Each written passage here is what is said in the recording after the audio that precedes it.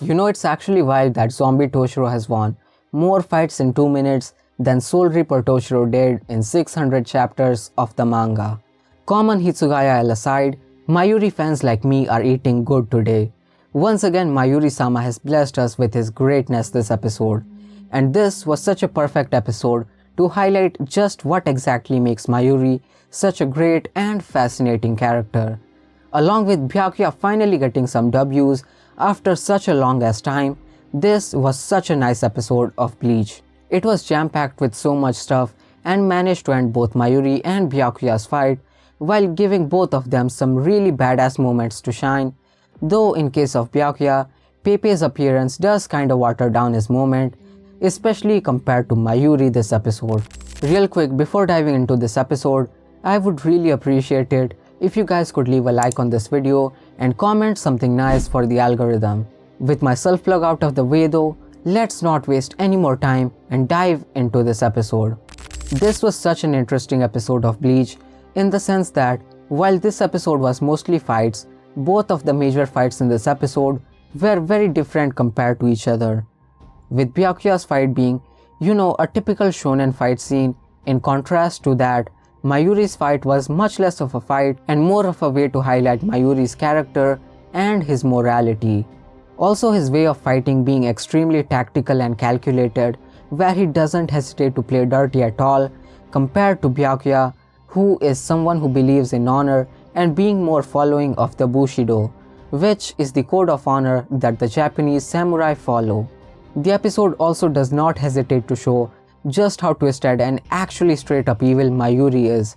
Even though he's technically on the side of the Soul Reapers, the side people have been following since the beginning and would consider it the quote-unquote good side, especially compared to the Quincy's. Mayuri says how he straight up wants to test drugs and run experiments on Toshiro so casually, and the fact that he says to Giselle that there's no fun in controlling people who have no will of their own, and this really highlights just how twisted his personality is and what makes him so darn intriguing to watch. Zombie Toshiro's entrance was cool, especially with him making extremely quick work of Yumichika and Ikkaku, and we know that both of them aren't just fodder characters. We've seen them fight multiple times in the series and they've managed to hold their own. Also, Toshiro one-shotting Charlotte was genuinely heartbreaking, considering that I was just starting to really like him after the previous episode.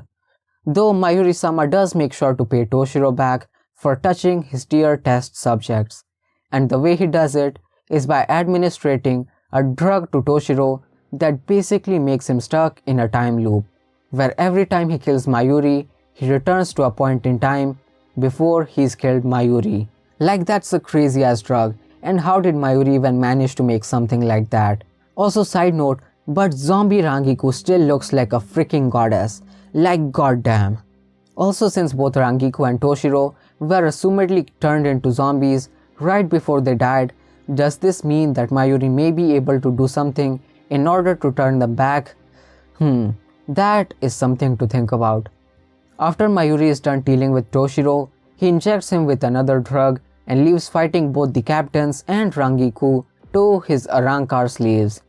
And it turns out that he actually added his drug to the body fluids of those Arrancars, and the drug starts to affect the zombies when they get the Arrancar's blood on them, basically pulling a giant ass Uno reverse card on Giselle and stealing all of her zombies. Mayuri is next level crazy for doing that. Storing that drug inside the literal insides of the Arrancar is absolutely wild.